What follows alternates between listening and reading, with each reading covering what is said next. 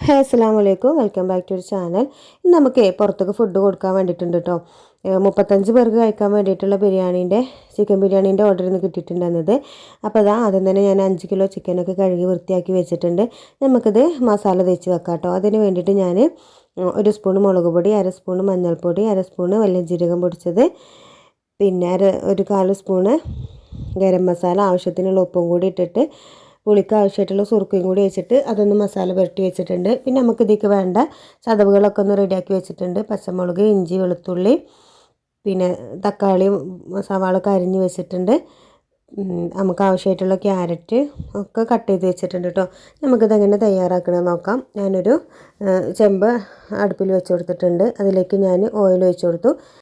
പിന്നെ നമ്മൾ അരിഞ്ഞ് വെച്ച സവാള അതൊക്കെ ഇട്ട് കൊടുത്തു കേട്ടോ. ഇവിടെ നല്ലതുപോലെ വഴറ്റിയെടുക്കണം കേട്ടോ. സവാളൊക്കെ പെട്ടെന്ന് വഴന്ന് വരാൻ വേണ്ടിയിട്ട് നമ്മൾ അതൊക്കെ ഉപ്പിട്ട് കൊടുത്താൽ മതി കേട്ടോ. ഉപ്പിട്ട് കൊടുത്തുകൊണ്ട് ഒന്ന് അടച്ച് വെച്ചുകൊണ്ട് ഒന്ന് വേവിച്ചെടുത്ത സവാളൊക്കെ പെട്ടെന്ന് വേവായിക്കോട്ടു കേട്ടോ. അപ്പോൾ ഞാനിതിലേക്ക് ഇനി തക്കാളിയും ഇഞ്ചി വെളുത്തുള്ളി ചതച്ചതും പച്ചമുളക് ഒക്കെ ഇട്ട് കൊടുത്തിരുന്നു കേട്ടോ. നമുക്കിതിലേക്ക് വേണ്ട പൊടികളാണ് ഇട്ട് കൊടുക്കുന്നത്. എന്നിട്ട് പൊടികൾ ഇട്ട് കൊടുത്തിട്ടും നല്ലതുപോലെ വഴറ്റണം കേട്ടോ.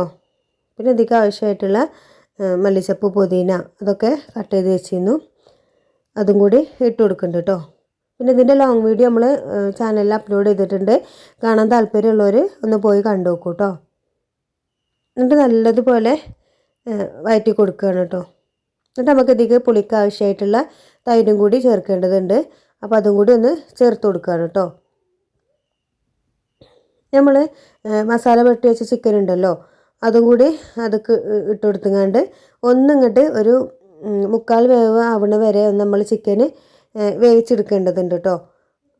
അപ്പോൾ അതാ ചിക്കനൊക്കെ വേവാകുമ്പോഴത്തേന് ഞാൻ ഇതൊക്കെ വേണ്ട അണ്ടിമുന്തിരിയൊക്കെ ഒന്ന് വറുത്ത് കോരിയെടുത്തിരുന്നു. അതിൻ്റെ ഇടയിൽ നമ്മൾ റൈസൊക്കെ ഒന്ന് തിളപ്പിച്ചെടുത്തിട്ടുണ്ട് കേട്ടോ. നമ്മളെ മസാലേൻ്റെ മേലെ റൈസ് ഇട്ട് കൊടുത്തു. അതിൻ്റെ മേലെ നമ്മൾ വറുത്ത് കോരി വെച്ച സവാള, അണ്ടിപ്പരിപ്പ്, മുന്തിരി ഇട്ട് കൊടുത്തു. പിന്നെ 6 kg നെയ്യാണ് ഞാനതിലേക്ക് ഒഴിച്ച് കൊടുക്കൽ. അതൊക്കെ ഒഴിച്ച് കൊടുത്തിട്ടുണ്ട് കേട്ടോ. അത് ഷോർട്ട് വീഡിയോ ആയതുകൊണ്ട് മുഴുവനായിട്ട് കാണിക്കാൻ പറ്റൂല കേട്ടോ. അപ്പോൾ ഫുൾ വീഡിയോ നമ്മൾ അപ്ലോഡ് ചെയ്തിട്ടുണ്ട്, അത് കണ്ടു കേട്ടോ. അതിൽ ഫുൾ റെസിപ്പി പറയുന്നുണ്ട് കേട്ടോ. പിന്നെ നമുക്ക് അങ്ങനെ ബിരിയാണിയൊക്കെ ദം ചെയ്യാൻ വെച്ച് കൊടുത്തു. പിന്നെ നമുക്കിത് പുറത്ത് കൊടുക്കാനുള്ളതല്ലേ, അപ്പോൾ ഇതിലേക്കുള്ള അച്ചാറും തൈരൊക്കെ ഒന്ന് റെഡിയാക്കി വെക്കാണ്ട് കേട്ടോ. നാരങ്ങ അച്ചാറാണ് ഞാൻ അതിൻ്റെ കൂടെ കൊടുക്കുന്നത്. അതൊരു പാത്രത്തിലേക്ക് ഇട്ട് കൊടുത്തു. പിന്നെ തൈരൊക്കെ റെഡിയാക്കി വെച്ചിരുന്നു കേട്ടോ. ഇപ്പോൾ ഇന്നത്തെ വീഡിയോ അത്രയൊക്കെ തന്നെ ഉള്ളൂ. സബ്സ്ക്രൈബ് ചെയ്യാതെ കാണുന്നവർ മസ്റ്റായിട്ട് സബ്സ്ക്രൈബ് ചെയ്യുക, ലൈക്ക് ചെയ്യുക, ഷെയർ ചെയ്യുക.